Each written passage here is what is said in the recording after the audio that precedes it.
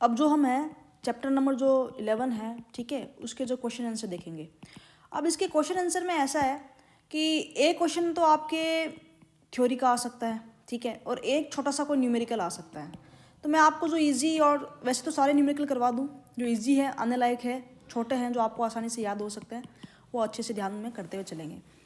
देखो ये क्वेश्चन है कि किसी विद्युत परिपथ का आरेख व्यवस्था आरेख खींचिए। तो अगर ऐसा आ जाए ना, किसी विद्युत परिपथ का व्यवस्था आरेख खींचिए, तो आप ऐसा क्या करेंगे, इस तरीके से बैटरी बना देंगे, ठीक है, एक ये स्विच लगा देंगे, की लिख देंगे इसके नीचे, स्विच यानी की, या एस भी लिख सकते हैं, स्विच या कुंजी भी लिख सकते हैं, ठीक है, और फिर इस तरीके से ये बना देंगे। और यहाँ पर अगर बल्ब लगाना हो तो बल्ब लगा देंगे, और अगर प्रश्न में कुछ दिया हुआ है तो उस हिसाब से कर लेंगे। तो आरेख खींचिए जिसमें 2 वोल्ट के 3 सेलों की बैटरी हो। तो 2 वोल्ट के 3 सेल, तो एक सेल ये हो गया, एक सेल ये हो गया, एक सेल ये हो गया, और फिर नीचे लिख देंगे 2 वोल्ट के 3 सेल है, यानी 2 × 3 यानी 6 वोल्ट का है। बैटरी लगा दी। फिर कहते हैं एक 5 ओम का प्रतिरोध लगाना है, 8 ओम का प्रतिरोध निकालना है, और 12 ओम का प्रतिरोध लगाना है। तो लगा देंगे 5 ओम, और सभी क्या लगाना है, श्रेणी क्रम में, मतलब सीरीज में, एक लगातार में। देखो एक होता है श्रेणी क्रम, ठीक है, श्रेणी क्रम में ऐसे प्रतिरोध लगे रहते हैं, ठीक है, और दूसरा होता है समांतर क्रम। समांतर क्रम में बच्चों ऐसे लगे रहते हैं, ये प्रतिरोध, फिर इसके नीचे, इसको समांतर क्रम को पार्श्व क्रम भी बोलते हैं, ठीक है, इस तरह से प्रतिरोध लगे रहते हैं। तो ये तो हो गया क्या, श्रेणी क्रम, क्या हो गया, श्रेणी क्रम, और ये क्या हो जाएगा, समांतर क्रम। समांतर क्रम, या इसको बार बार पार्श्व क्रम भी लिखा आ सकता है, ठीक है। तो अब सवाल में हमें क्या दिया है कि 5 ओम, 8 ओम और 12 ओम को हमें क्या लगाना है, श्रेणी क्रम में लगाना है। तो हमने ये 5 ओम को लगा दिया, फिर ये 8 ओम को लगा दिया, और ये 12 ओम को लगा दिया श्रेणी क्रम में। फिर कहते हैं कि एक प्लग कुंजी, ये लीजिए प्लग या कुंजी, स्विच की श्रेणी क्रम लगा दीजिए, ये बनाना है। तो ठीक है, हमने बना दिया। तो इस प्रकार का क्वेश्चन आया ना, तो आप बना देना, बना दोगे आसानी से नंबर मिल जाएंगे, ठीक है। उसके बाद में, ठीक है, उसके बाद में जो सवाल कह रहा है कि इसी परिपथ को, प्रश्न 1 वाले परिपथ को दोबारा खींचिए, और इसमें क्या करें कि प्रतिरोधकों से प्रवाहित विद्युत धारा को मापने के लिए अमीटर लगाओ, और 12 ओम के सिरों पर जो विभवांतर है उसके लिए वोल्ट मीटर लगाओ। तो पहले तो सेम हम वैसे बना देंगे जैसे ऊपर बनाया था, ठीक है। फिर जो ये कह रहा है कि एक तो एमीटर लगाओ, एमीटर धारा को नापता है, हमें पता है, तो हमने ये एमीटर लगा दिया, लिख दिया एमीटर धारा को नापता है, ठीक है, धारा को नापता है, विद्युत धारा को नापता है, ठीक है। उसके बाद में कहते हैं 12 ओम के सिरों पर विभवांतर लगाओ, तो ये देखो वोल्ट मीटर लगवा दिया, ठीक है, हमने लगा दिया, ठीक है। अब कहते हैं इस एमीटर और वोल्ट मीटर के पाठ्यांक क्या होता है। तो आपको पता है धारा ज्ञात करने के लिए जो सूत्र सबसे प्रसिद्ध है, ओम का नियम, V = IR, ठीक है। तो V कितना है दोस्तों, 6 वोल्ट है, ठीक है, ये देखो 6 वोल्ट की बैटरी लगी है। I मतलब क्या होती है, धारा जो हमें निकालनी है, और R मतलब प्रतिरोध। अब ये देखिए सबसे पहले कुल प्रतिरोध कितना है। तो सबसे पहले प्रतिरोध कैसे है, श्रेणी क्रम में, है ना। श्रेणी क्रम में कुल प्रतिरोध क्या होता है, R1 + R2 + R3 जितने भी हो। R1 कितना है, 5 ओम, R2 कितना है, 8 ओम, और R3 कितना है, 12 ओम, ठीक है। 5 और 8 और ये 25 ओम हो गया, क्या हो गया, ये 25 ओम हो गया, क्या हो गया, 25 ओम हो गया, ठीक है। तो ठीक है, V की जगह हम क्या लिख देंगे, 6 लिख देंगे, I हमें निकालना है, और R की जगह हम क्या लिख देंगे, 25 लिख देंगे, ठीक है। तो V/R क्या हो जाएगा, I हो जाएगा ना, ठीक है। तो V6 है, 6/25 लिख देंगे, ठीक है, बराबर क्या हो जाएगा, I हो जाएगा 6/25। जब अपन काट पीट के जो सॉल्व करेंगे ना, ठीक है, आप 6/25 को कैसे सॉल्व करोगे, देखो ऊपर और नीचे दोनों 100 से गुणा कर दो, ठीक है। तो 25 से 4 बार कट जाएगा, ठीक है, ये हो जाएगा 6 × 4 24, 24/100, तो यानी 0.24। तो धारा कितनी हो जाएगी, 0.24। तो ये देखो 0.24 एम्पियर है, तो धारा होगी। अब कहते हैं वोल्ट मीटर का पाठ्यांक क्या होता है। तो वोल्ट मीटर का जो पाठ्यांक होता है ना, वो आप निकाल दोगे V = IR से। वो वोल्टेज है 6 वाला, ठीक है, वो 6 वाला वोल्टेज क्या है, पूरे परिपथ में। इसने पूछा इस 12 ओम के दोनों तरफ है, तो फिर आप लगा देंगे इस तरीके से, ठीक है। तो I की जगह लिख देंगे 0.24 × 12 ओम के दोनों तरफ कितना होगा, ठीक है। इसने ये तो पूछा है 12 ओम के दोनों तरफ, ये 6 वोल्ट तो क्या है, जो वोल्टेज है ना वो पूरे सर्किट के अंदर है, इसने पूछा है 12 ओम के दोनों तरफ कितना वोल्टेज होगा, तो हम लिख देंगे, ठीक है, R की जगह 12 ओम लगा देंगे, ठीक है। I धारा हमारे पास में है ही है, फिर इसका जवाब हो जाएगा 2.88 वोल्ट, ठीक है। अब दूसरा है कि हमारे पास में कुछ प्रतिरोध दिए हुए, ठीक है, 1 ओम, 6 ओम, 1 ओम 10⁻³ ओम, 10⁻6 है ये, सॉरी 10⁻³ ओम और 10⁻6 ओम, ठीक है। पहला केस है कि 1 ओम और 10⁻6 ओम, 1 ओम और 10⁻6 ओम, और दूसरा केस है कि 1 ओम 10⁻³ ओम और 10⁻6 ओम, ठीक है। 1 ओम 10 की पावर 3 ओम 10 की पावर 6 ओम को पार्श्व क्रम में, पार्श्व क्रम समझ रहे हो आप, ऐसे कि मतलब पहला कह रहा है कि ये 1 ओम लीजिए और ये 10 की पावर 6 ओम लीजिए, इनको संयोजित करो आप। ये बैटरी वगैरह लगी हुई है, ये कुंजी लगी हुई है, ये सर्किट है, ठीक है। ये कितना है, 1 ओम है, और ये कितना है, 10 की पावर 6 ओम है, ठीक है। तो इसमें तुल्य प्रतिरोध कितना होगा, तो ठीक है, पार्श्व क्रम में नहीं श्रेणी क्रम में, तो क्या हो जाएगा, 1/R is equals to 1/R1 plus 1/R2, ठीक है, यही तो होगा। तो 1/R क्या हो जाएगा, 1/R1 तो 1 ही है, और 1/R2 क्या है, 10 की पावर 6, ठीक है। अब 1/R क्या हो जाएगा, ये और 10 की पावर 6 को क्या ले सकते हैं, 6 जीरो लगा दूँ, फिर क्या करेंगे, एलसीएम लेंगे और क्या करेंगे, 6 जीरो, तो ये आ जाएगा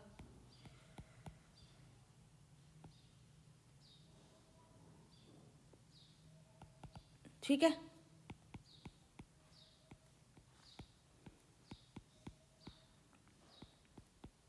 ठीक है, अब ये 1/R1 है, उल्टा करेंगे, R निकालेंगे, तो ये भी क्या हो जाएगा, सामने वाला भी उल्टा हो जाएगा, इसमें इसका भाग दे देंगे अपन, तो लगभग ये आ जाएगा 0.999, ऐसा जवाब आएगा, ठीक है। तो ये आ गया, ठीक है। अब सेम हम इसमें भी ऐसे ही करेंगे, ठीक है। इसमें क्या है, एक तो 1 ओम है, यानी इस वाले में क्या है, एक ऐसे 1 ओम जुड़ा हुआ है, और दूसरा क्या लिखा है, 10 की पावर 3 ओम, और तीसरा क्या लिखा है, 10 की पावर 6 ओम, ठीक है। तो इसमें भी अपन क्या करेंगे, 1/1 प्लस 1/10 की पावर 3 प्लस 1/10 की पावर 6, इस तरह से एलसीएम निकाल के इसको सॉल्व कर लेंगे दूसरे वाले को, ये देख लेना स्टेप आप, ठीक है, हो जाएगा। तो तुल्य प्रतिरोध आ गया। फिर आगे वाले सॉरी इसमें इसी में बोला आ गया, ठीक है। नेक्स्ट सवाल करते हैं अपन, ठीक है। नेक्स्ट सवाल में क्या लिखा है कि एक 100 ओम का विद्युत लैंप है, और एक 50 ओम का विद्युत टोस्टर है, और एक 500 ओम का जल फिल्टर है, ठीक है। और ये 220 वोल्ट के विद्युत स्रोत से पार्श्व क्रम, यानी क्या कहना चाह रहा है कि 100 ओम का ये कोई विद्युत लैंप है, लैंप लिख दिया हमने, ठीक है। फिर उसके बाद में एक 50 ओम का क्या है, टोस्टर है, क्या है, टोस्टर है। फिर कह रहा है कि एक 500 ओम का, कितना, 500 ओम का क्या है, फिल्टर है, फिल्टर है, जोड़ दिया, ये बैटरी और ये कुंजी, बना दिया सर्किट। ये कह रहा है बैटरी में 220 वोल्ट है, ठीक है, ठीक है। और अब यहाँ पर एक विद्युत इस्त्री भी जोड़ दी हमने,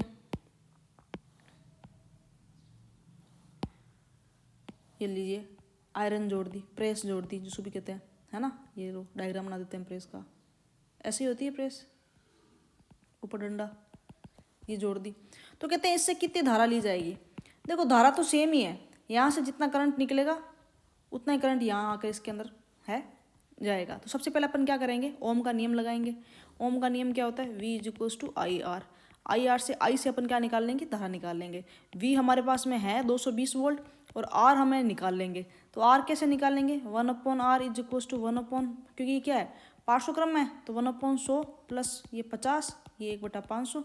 क्या करेंगे इनका, हम लेंगे इनका वो एलसीएम, तो 500 आ जाएगा। तो ये 5 + 10 + 1, तो ये 1/R क्या हो जाएगा, ये हो जाएगा 16/500, ठीक है। यानी R क्या हो जाएगा, 500/16। बस ये मान अपन यहाँ रख देंगे। तो V की जगह हमने 220 लिख दिया, I हमें निकालना है, R की जगह क्या लिख देंगे अपन, 500/16।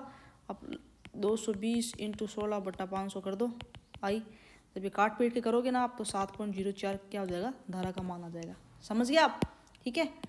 देखो अगर आप थोड़ा बहुत भी कर देंगे ना सवाल को, पूरा नहीं भी आ रहा तो भी आपका काम चल जाएगा, ठीक है, तो भी आपको अच्छे नंबर मिल जाएंगे। पर खाली मत छोड़ना, खाली मत छोड़ना। आप जितने स्टेप आपको आ रहे हैं, आप ऐसे डायग्राम बना पा रहे हो, आप आर निकाल पा रहे हो, आप कैलकुलेशन नहीं भी कर पा रहे तो यहाँ तक भी ला के छोड़ दे हो, ठीक है, तो भी आपको नंबर मिलेंगे, ठीक है। उसके बाद में ये है कि श्रेणी क्रम में संयोजित करने के, श्रेणी क्रम आप समझते हो ऐसे, ठीक है, के स्थान पर विद्युत युक्तियों को पार्श्व क्रम में, पार्श्व क्रम आप समझते हो, ठीक है, ऐसे संयोजित करने के क्या लाभ है। आपको पता है क्या कि जो हमारे घर होते हैं ना, घरों के अंदर जो विद्युत उपकरण है ना, जैसे फ्रिज जुड़ा हुआ है, ठीक है, एसी जुड़ा हुआ है, उसके बाद में पंखे जुड़े हुए हैं, ये ऐसे नहीं जुड़े होते, ये ऐसे जुड़ा होता है, ये फ्रिज, उसके बाद में ये एसी का वायर, ये मान लीजिए पंखों का वायर, ये मान लीजिए लाइट का वायर, ये मान लीजिए कुछ और वॉशिंग मशीन का वायर, ऐसे जुड़ा होता है। तो घरों में श्रेणी क्रम नहीं होता, घरों में जो विद्युत युक्तियाँ है ना वो पार्श्व क्रम में जुड़ी रहती है, या अपन कह सकते हैं क्या होती है, समांतर क्रम में जुड़ी होती है। ऐसा क्यों? तो इसके कई फायदे हैं।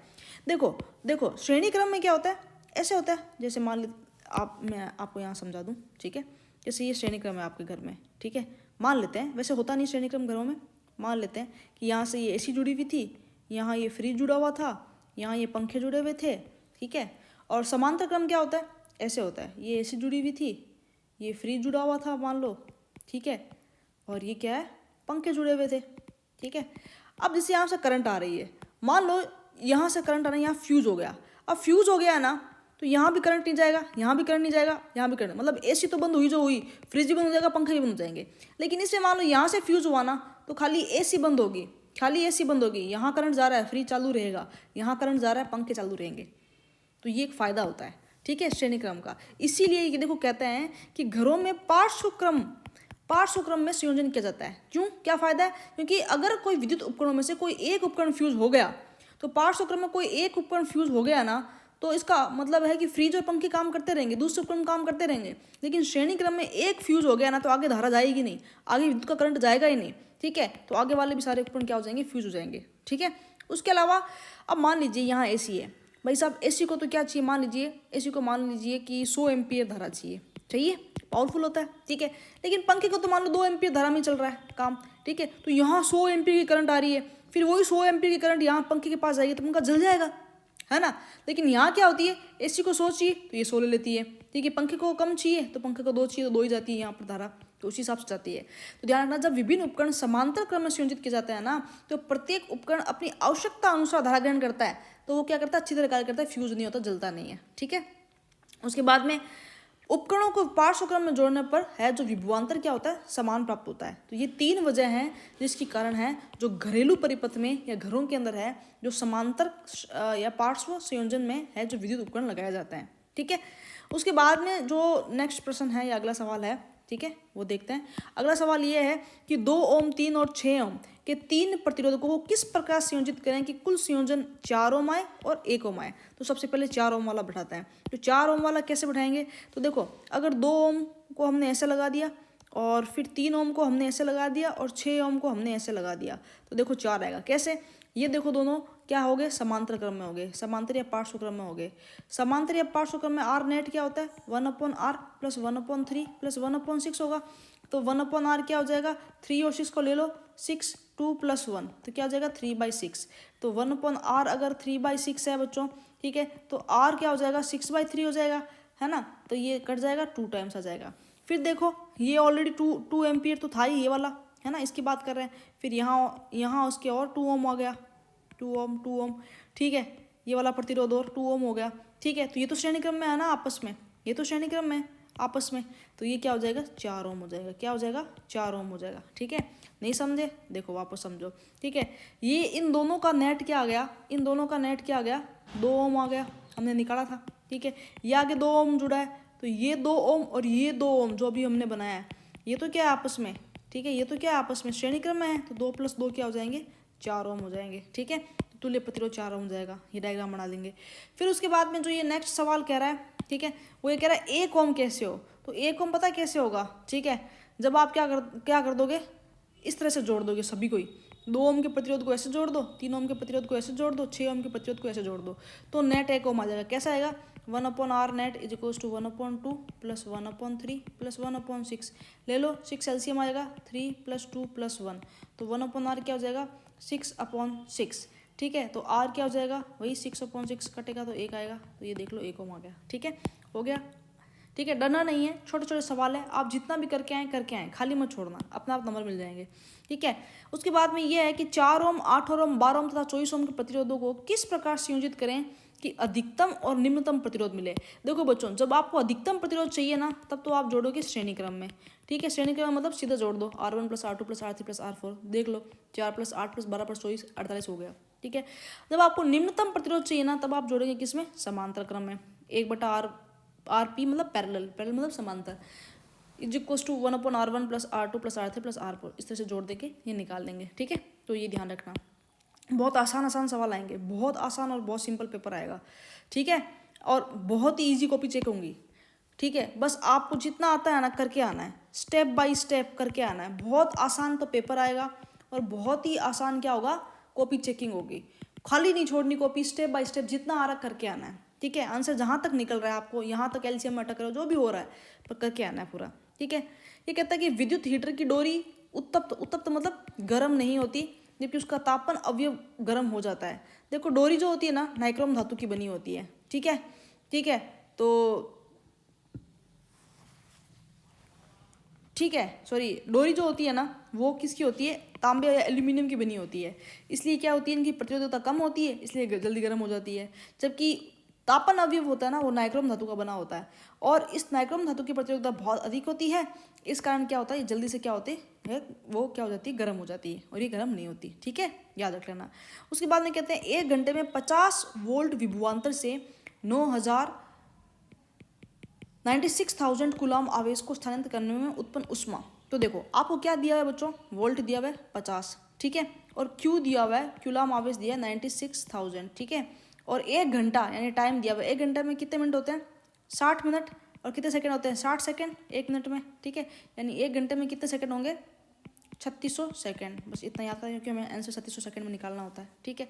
अब ये पूछ क्या रहा है आपको, उष्मा यानी एच पूछ रहा है। आपको पता है बच्चों एच का फुल फॉर्मूला क्या होता है, H is equals to VIT। देखो वोल्ट तो आपके पास है 50, ठीक है, टी भी आपके पास में है 3600 सेकंड, ये देखो, लेकिन आई आपके पास नहीं है। तो आई कैसे निकालेंगे, तो आई का सूत्र होता है Q/T होता है, ठीक है। तो उसे आई निकाल देंगे और फिर क्या कर देंगे, एच निकाल लेंगे। तो आप ऐसे भी लिख सकते हो H is equals to VIT, ठीक है, ठीक है। एच की जगह एच, वी की जगह वी, एच ही उष्मा ये निकालना हमें, और आई की जगह Q/T लिख दो, इंटू ये टी ऐसे लिख दो, ठीक है। इस टी से टी कर जाएगा, एच क्या हो जाएगा, वी इंटू क्यू हो जाएगा, ठीक है। तो एच क्या हो जाएगा, वी कितना है आपके पास में 50 वोल्ट, और क्यू कितना है आपके पास में, ये 96,000, ठीक है। तो ये 96,000, जब इसको सॉल्व करोगे तो 1.5 और इंटू 10 यानी 15। इसको इस तरीके से मत करो आप, पहले आप आई निकालो, ज़्यादा आसान रहेगा, ठीक है। सॉरी यहाँ पर दिया हुआ था, पहले आप आई निकालो, ठीक है। तो आई क्या होता है, Q/T होता है, ठीक है। आई क्या होगा, क्यू कितना है इस बार हमें, आवेश कितना हमारे पास में 96,000, और टी कितना हमारे पास में 1 घंटा, ठीक है। 1 घंटे का मैं 60 मिनट और कितने सेकंड ये, तो आई क्या हो जाएगा, ठीक है, 96,000 बटा ये कितना हो जाएगा 3600, 2 जीरो से 2 जीरो कट जाएंगे। फिर आप 2 की टेबल से काटना चाहें तो काट सकते हैं इसको आगे, ठीक है। आई इज इक्वल्स टू 960/36, 2 के डबल से काट सकते हो आप, ठीक है। 96 को काटोगे तो कितना आ जाएगा, मेरे हिसाब से 480 हो जाएगा, 2 के टेबल से काटोगे या 18 आ जाएगा। फिर 2 के टेबल से काटोगे 240 हो जाएगा, और ये 9 हो जाएगा। फिर 3 के टेबल से काट सकते हो, 80 हो जाएगा, और ये हो जाएगा 3। तो आई आ जाएगा 80/3। अब लगाओ आप एच का फॉर्मूला, एच क्या होता है, VIT, ठीक है। एच की जगह एच, ठीक है, और जो वी है वो कितना है 50 वोल्ट, देखो क्वेश्चन में दिया हुआ है, ठीक है। आई हमारे पास में आ चुका है 80/3, और समय हमारे पास में आ चुका था 3600 सेकंड, ठीक है। अब आप काट सकते हो, इस 3600 को काट दो 3 की टेबल से, 1200 हो जाएगा। तो ये क्या हो जाएगा, 50 इंटू 80 इंटू 1200, ये समथिंग 1.5 इंटू 10⁴ जूल आ जाएगा। ये इसका आंसर है। यहाँ तक भी आप लिख के छोड़ेंगे ना तो भी एग्जामिनर आपको क्या कर देगा, आंसर दे देगा। तो काट पीट नहीं पा रहे, टाइम कम पड़ रहे, तो भी जितना स्टेप हो सकता है ना उतना कर देना, सुंदर सुंदर तरीके से मार्क्स मिल जाएंगे आपको, ठीक है। उसके बाद में ये कहता है कि विद्युत धारा द्वारा प्रदत्त ऊर्जा की दर का निर्धारण कैसे किया जाता है। तो ध्यान रखना, जो भी जितनी भी ऊर्जा आएगी ना उसका निर्धारण शक्ति के द्वारा किया जाता है, हमेशा याद कर लेना, ये बनना क्वेश्चन आ सकता है, विद्युत शक्ति के द्वारा किया जा सकता है। अब कहते हैं कि कोई विद्युत मोटर 220 वोल्ट के विद्युत स्रोत से 5 एम्पियर विद्युत धारा लेती है। ध्यान रखना, एक विद्युत मोटर है, ठीक है, 220 वोल्ट के विद्युत स्रोत से 5 एम्पियर, इसका मतलब आपको वोल्टेज दे रखा है, हाँ देखो 220 वोल्ट, धारा दे रखी है 5 एम्पियर, हाँ दे रखी है, और समय दे रखा है 2 घंटे, ठीक है, 2 घंटे दे रखा है। तो कहते हैं कि ऊर्जा कितनी ली है, ठीक है, ठीक है, ऊर्जा कितनी ली है, ठीक है। तो देखो ऊर्जा जो होती है ना वो होता है पावर इंटू टी, क्या होता है, पावर इंटू टी। तो सबसे पहले भाई पावर निकाल लेते हैं अपन, हमें तो ऊर्जा निकालनी है तो पहले पावर निकाल लेते हैं। टी तो हमारे पास में है 2 घंटे। पावर का फॉर्मूला पता है बच्चों क्या होता है, ठीक है, वी आई, ठीक है, वोल्ट इंटू धारा। तो पावर क्या हो जाएगी, वोल्ट 220 की आ रही है हमारे पास में, और धारा कितनी है, 5 है, 5 एम्पियर है, ये देख लो। तो पावर हो जाएगी हमारे पास में 1100 वाट। आ गई पावर, ठीक है। अब ऊर्जा क्या होती है, पावर इंटू टी, ठीक है। तो 1100 वाट पावर है और कितना है, 2 घंटे के लिए, तो कितना हो जाएगा, 2200 वाट प्रति घंटा। ये ऐसी क्या है, वो शक्ति है। यहीं तक लिख दो। हालांकि इस 2200 वाट प्रति घंटा को 2.0 KWH भी लिखते हैं, किलो वाट प्रति घंटा भी लिख सकते हैं। यहाँ लिख दोगे तो भी आपको पूरे में से पूरे आंसर मिलेंगे, ठीक है। उसके बाद में ये MCQ है, ये याद रख लेना कि ये कहता है कि किसी प्रतिरोध R के किसी तार के टुकड़े को 5 बराबर भागों में काटा जाता है और इन टुकड़ों को फिर पार्श्व क्रम में संयोजित कर दिया जाता है। मान लेते हैं कि ये एक प्रतिरोध है, ये देख लो, ये R प्रतिरोध है, इसका मान 100 है, मान लेते हैं 100 है। कहते हैं इसको 5 भागों में तोड़ेंगे। 5 भागों में तोड़ेंगे तो बताओ प्रत्येक हिस्सा 20-20 का हो जाएगा, है ना। 100 रुपये के नोट को अगर 5 नोट में तोड़ोगे तो क्या हो जाएगा, 20-20 रुपये का हो जाएगा, ठीक है। तो ऐसे मान लो। अब कहते हैं इनको क्या करते हैं, हमने पार्श्व क्रम में संयोजित कर दिया, यानी कि ऐसे 20-20 लगा दिया हमने, ये देखिए ऐसे 20-20 लगा दिए, ये सब 20 है, 20 है, 20 है। तो तुल्य प्रतिरोध कितना हो जाएगा इसका, तो 1/20, 1/20, 1/20 प्लस 1/20 और 5 है ना, 1/20 है ना। 20 कॉमन ले लेंगे ऊपर, 1 प्लस 1 प्लस 1 प्लस 1 प्लस 1, यानी 5/20 बराबर 1/R। R क्या हो जाएगा, 20/5। 20/5 क्या होता है, 4 होता है, R 4 हो जाएगा। तो देखो पहले R कितना था बच्चों, 100 था, अब R कितना हो गया, 4 हो गया। तो अगर पहले वाले R, ठीक है, और अब जो R बना है नया R डैश, उसका अनुपात निकालेंगे तो कितना आएगा, 100/4 का अनुपात कितना आएगा, 25 आएगा। ये तो यही पूछ रहा है कि अनुपात क्या होगा, तो 25 अनुपात होगा, ठीक है। तो ये आपको ध्यान में रखना है, ठीक है।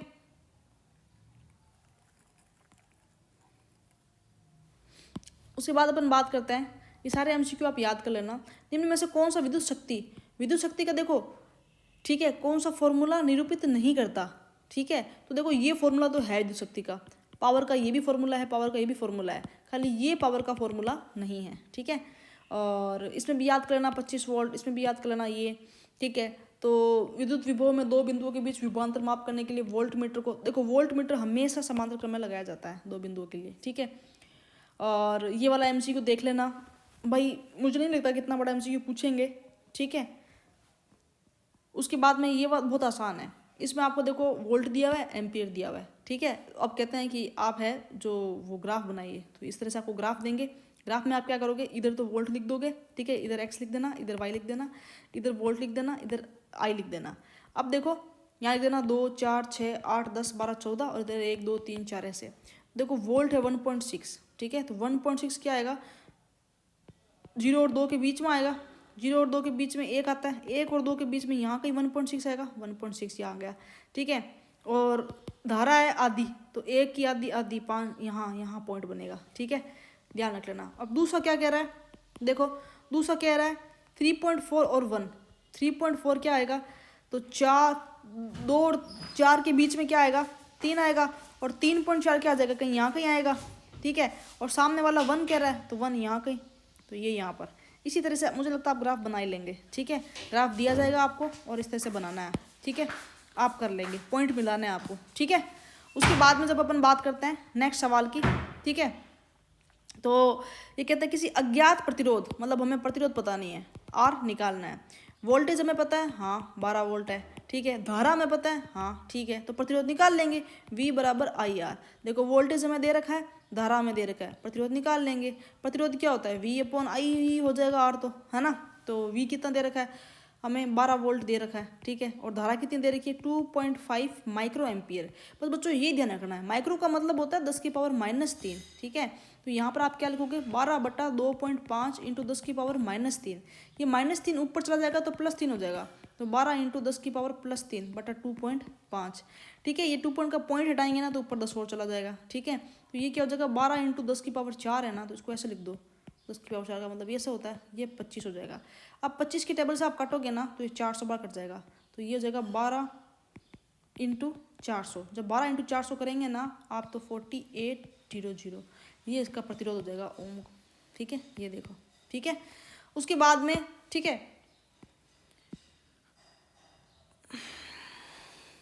उसके बाद में देखो एक 9 वाट की बैटरी है, तो ये देखिए 9 वाट की बैटरी हमने बना दी, और ये कुछ प्रतिरोध दिए हुए हैं 2.2, 0.2, 0.3, 0.4, 0.5 और 12। श्रेणी क्रम में संयोजित किया जाता है, धारा पूछा है तो ठीक है, धारा V = IR, ठीक है। वोल्टेज तो हमारे पास में दे रखा है, 9 वोल्ट की बैटरी है, ठीक है। धारा हमें क्या निकालनी है, ठीक है, निकालनी है, और प्रतिरोध हम निकाल सकते हैं। श्रेणी क्रम में है तो क्या करेंगे, R1 + R2 + R3 प्लस जोड़ दें, सीधा इन सबको आपस में जोड़ दें। ये देखो हमने यहाँ जोड़ लिया, R1 + R2 + R3 + R4 5, 0.2 + 0.3 + 0.4 + 0.5 + 12, ठीक है। तो ये क्या हो जाएगा 13.4, कितना हो जाएगा 13.4 हो जाएगा। तो यहाँ पर क्या करोगे आप, ठीक है। तो देखो यहाँ पर प्रतिरोध हमें दिया हुआ है, सॉरी वोल्ट हमारे पास दिया हुआ है 9, धारा हमें क्या करनी है, निकालनी है, और ये कितना है 13.4, क्या है 13.4, तो निकाल लेंगे 9 = I × 13.4, ठीक है। I क्या हो जाएगा 9/13.4। आप यहाँ तक भी छोड़ के आएंगे ना तो भी हो जाएगा, ठीक है, वरना आप इसको ऐसे कर सकते हो, इस पॉइंट को हटाओगे तो ऊपर 0 आ जाएगा, तो 90/134 भी करके आओगे तो भी चलेगा, ठीक है। अब इस तरीके के छोटे छोटे सवाल हैं, देखो यहाँ से एक ही MCQ आएगा छोटा सा, और जो अब तक करवाया उनमें से आ जाएगा, ठीक है। तो आप जो अब तक करवाया गया MCQ है ना, छोटे छोटे MCQ सारे कर लेना, ठीक है। और आगे वाला देखिए, देखो ये छोटा सवाल है, ये आ सकता है कि ये दर्शाइए कि आप 6 ओम प्रतिरोध के 3 प्रतिरोधकों को किस हिसाब से संयोजित करेंगे कि या तो आपको 9 ओम मिले या आपको 4 ओम मिले, ठीक है। तो 6 ओम के 3 प्रतिरोध है हमारे पास में, 6 ओम के, 6 ओम 6 ओम 6 ओम। अब इसे हमें 9 ओम निकालना है, 4 ओम निकालना है, तो 9 ओम निकालने के लिए हम ऐसे कर देते हैं, ठीक है, क्योंकि ये तो समांतर क्रम में हो गए, तो इनका नेट क्या हो जाएगा 1/6 + 1/6, LCM लेंगे तो 1 + 1 है ना, तो क्या होगा 2.6 यानी 1/3, तो 1/R = 1/3, तो R क्या हो जाएगा 3 हो जाएगा, ठीक है। तो ये 3 हो जाएगा, ये 6 और यहाँ 3, तो 6 + 3 कितना हो जाएगा 9 हो जाएगा, तो 9 लग बढ़ाने के लिए तो हम ऐसा करेंगे। अच्छा 4 बनाने के लिए क्या करेंगे, तो 4 बनाने के लिए आप ऐसे करो, ठीक है, 6 और 6 क्या हो जाएंगे 12 हो जाएंगे, और ये 6 हो जाएंगे, है ना। ये तो श्रेणी क्रम में है ना, तो ये तो आपस में जुड़ जाएंगे। अब इन दोनों को कैसे जोड़ोगे, 1/6 + 1/12, क्योंकि समांतर क्रम में, ठीक है। तो ये 12 LCM आ जाएगा, तो 2 + 1, तो क्या हो जाएगा 3/12, 1/R = 3/12, तो R क्या हो जाएगा 12/3, और वो क्या होता है 4 होता है, ठीक है। तो ये आ जाएगा, तो ये दोनों डायग्राम बना दोगे ना, तो ये आपको एग्जामिनर पूरे मार्क्स है जो क्या कर देगा, दे देगा, ठीक है। उसके बाद में बस छोटे छोटे आपको MCQ याद करना है, ठीक है। उसके बाद में ये थ्योरी वाला क्वेश्चन याद कर लेना, ठीक है। ये यहाँ से कुछ छोटा छोटा क्वेश्चन आ सकता है कि विद्युत लैंप के तंतुओं के निर्माण में एकमात्र टंगस्टन का ही उपयोग क्यों किया जाता है, ध्यान रख लेना, ठीक है। एक तो ऐसा क्वेश्चन आ सकता है कि विद्युत लैंप के तंतु के निर्माण में, विद्युत लैंप के तंतु समझते हो क्या, आपके घर में जो लाइट होती है ना, जैसे ये लट्टू होता है, लट्टू के अंदर ऐसे 2 फिलामेंट होते हैं, उसके बीच में एक तंतु होता है, ठीक है। और जब ये वायर टूट जाता है ना, तब अपन कहते हैं कि भाई ये लट्टू फ्यूज हो गया, ऐसा सुनने में आया। तो ये वायर की बात हो रही है, तो ये वायर किसका बनता है, तो ये टंगस्टन नाम की धातु का बनता है। तो अब सवाल ये आता है कि टंगस्टन का ही क्यों बनाया जाता है, क्योंकि टंगस्टन का गलनांक और प्रतिरोध क्या होता है, बहुत अधिक होता है, ठीक है। तो बहुत अधिक होता है ना, क्या होता है कि अगर पूरी पूरी रात 12 घंटे 20 घंटे 30 घंटे 40 घंटे भी अगर लगातार जलता है ना, तो जल्दी से क्या होता है गर्म होके गलता नहीं है, वरना कोई और धातु होता ना 15-20 घंटे लट्टू जलाओगे आप तो गर्म होकर गल जाता। ये टंगस्टन का क्या होता है, गलनांक और प्रतिरोध बहुत अधिक होता है, ठीक है। तो क्या होता है कि जल्दी से गलता नहीं है, अच्छे से ऊष्मा का उत्पादन करता है, अच्छे से तंतु चमकता है और प्रकाश देता है, ठीक है। इसी कारण है जो विद्युत लैंपों के तंतु के निर्माण में टंगस्टन का उपयोग किया जाता है। उसके बाद अपन बात करते हैं कि विद्युत तापन युक्तियों, जैसे टोस्टर है, सैंडविच बनाने वाला है, ठीक है, या जो आयरन है, इस्त्री है, प्रेस है, ठीक है, विद्युत इस्त्री है, के चालक शुद्ध धातु के स्थान पर मिश्र धातु क्यों बना जाता है, ठीक है। ये क्वेश्चन आ सकता है, पता है इसमें शुद्ध धातु नहीं लेते, प्योर लोहे की नहीं होती है, इसके अंदर कुछ ना कुछ लोहा प्लस स्टील वगैरह मिक्स किया जाता है, ठीक है। ऐसा क्यों किया जाता है, क्योंकि अगर आप प्योर लोहा या प्योर धातु लोगे ना, तो उसका क्या हो जाएगा शीघ्र ऑक्सीकरण हो जाएगा, और वो इतना उस तापमान सहन भी नहीं कर सकते, ठीक है। क्योंकि उस इस्त्री के अंदर तो आप देखो आयरन के अंदर तो बहुत ज़्यादा तापमान सहन करना पड़ता है, ठीक है। तो इसलिए अपन क्या करते हैं, ठीक है, ठीक है। तो हम क्या करते हैं कि है जो मिश्र धातु का उपयोग करते हैं, मिश्र धातु का जल्दी से ऑक्सीकरण नहीं होता, और वो जल्दी से उच्च तापमान को भी काफ़ी अधिक तक सहन कर सकते हैं। उसके बाद में ये वाले 4-5 याद कर लेना, यहाँ से एक क्वेश्चन आएगा, घरेलू विद्युत परिपथ में श्रेणी क्रम संयोजन का उपयोग क्यों नहीं किया जाता। तो मैंने आपको बताया ना, सीरीज में लगाओगे तो क्या होगा, एक अगर उपकरण फ्यूज होगा तो पीछे वाले सारे फ्यूज हो जाएंगे, काम नहीं करेंगे, ठीक है। तो ये ध्यान रखना, इस कारण है जो घरों में श्रेणी क्रम नहीं लिया जाता, ठीक है।